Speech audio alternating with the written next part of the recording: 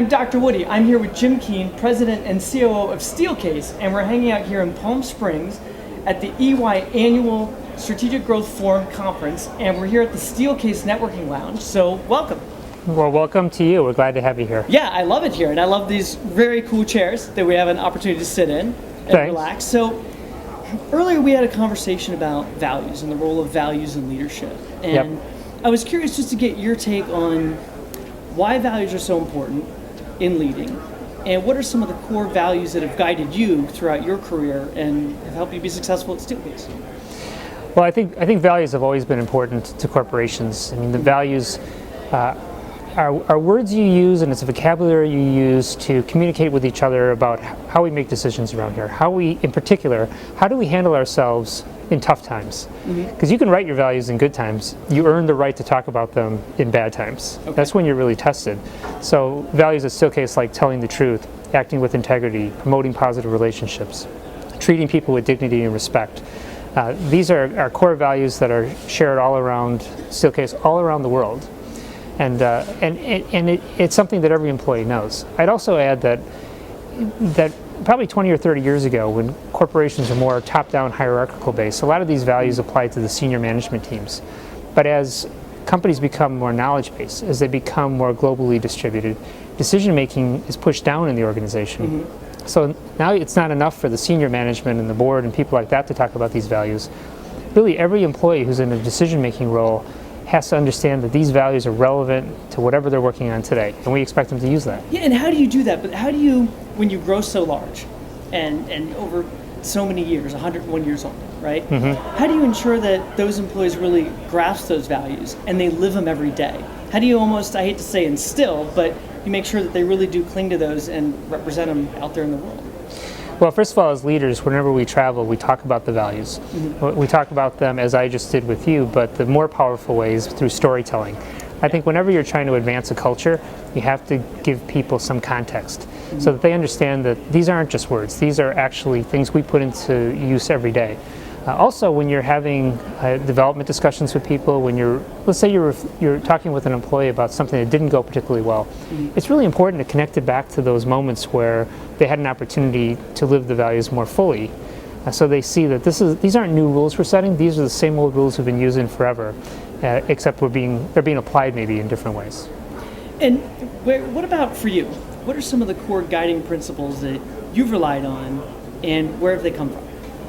Well, we have two values, tell the truth and act with integrity, that sound like they might be redundant. Yeah, they sound very similar. Because a lot of people think that integrity is the same as truth. But I think there's a subtle difference. So telling the truth is fairly straightforward, right? Acting with integrity means being truthful from the core of the company all the way to the outside. That you have to think about this connection between what you say and what you do.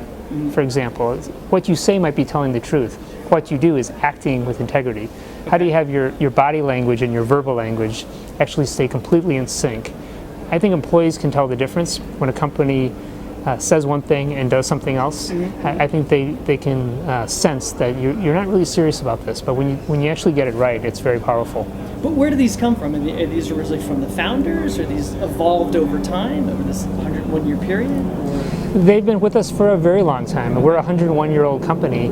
I joined Steelcase 17 years ago, and we were talking about these same values, including protect the environment, for example, which is something that's feels very current and very popular. It was a value of this company for many, many years. And really, I can give you an example of how the board of the company actually used that. So when I was a new employee at Steelcase 17 years ago, and I would go to a board meeting, I better be ready for whatever it was I was talking about, that I could get asked a question about what's the environmental impact of this?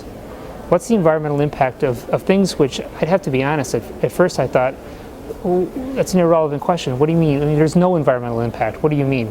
But they were right about that. Just by continuing to ask that question, they helped me see that every decision we made had an environmental impact. We just had to be more thoughtful about it. And is that part of the process for you as your leadership team, or any of your leaders or leader management groups, is to step back and go, I'm not sure what the right call is, let's look at the values? Absolutely. And we're faced with those moments of truth. We go back to those values and we say, these are not or values. It's not tell the truth or promote positive relationships. You have to tell the truth and have positive relationships. So what you begin to realize that the values don't tell you what to do, they tell you how to act. Okay.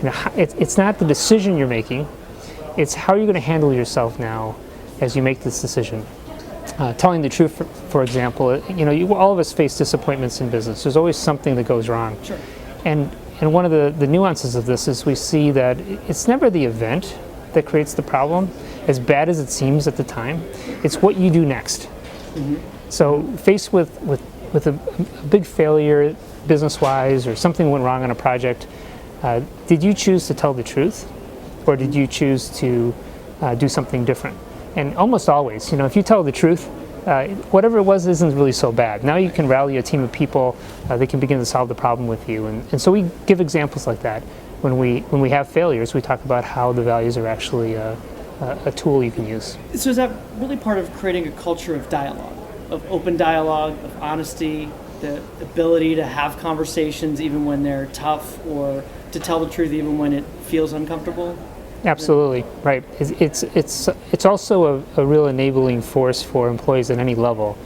I had an employee this week who I've never met share a story with me about something that was bothering them. And I really appreciated the fact that they felt we had a culture where they could send an email to somebody they've never met and tell the story. And we've engaged now in a dialogue around that issue, and we're using the values throughout that conversation. And is that tough for you as a leader? Once you get to that top level, it's hard to keep your finger on the pulse of everything, right? It's hard to always know exactly what people are thinking and feeling. Yeah. And it sounds like some people have that access, but certainly not everyone's going to come to you and flood you with these things. How do you let go of that and ensure that you still feel like you've got your finger on the pulse, even though you have to get further away with it? Well, I know I can only touch 1% of those moments. Sure. But what you realize as a leader, you're running at 100 miles an hour, and every now and then one of those moments presents itself to you, and you could miss it. You could miss that moment where you could have just stopped for a second and said, now wait a minute, what would the values tell us about this? How could we learn from this mistake? And those are the biggest disappointments, when I realize at the end of the day that I missed a moment to have that kind of a conversation. Because I'd say on the other side, as a leader at Steelcase, or really at any company, if you catch those moments, if you take advantage of those moments, people remember and they talk about it. And so whatever I do is multiplied by 10 and then by 10 again. And eventually the whole company starts saying, hey, that's how we make decisions around here. From the top of the company to the bottom, there's an integrity in how we think about things. Yeah, well, thank you so much for your time, and I certainly appreciate the very comfortable chairs. Thanks for being here.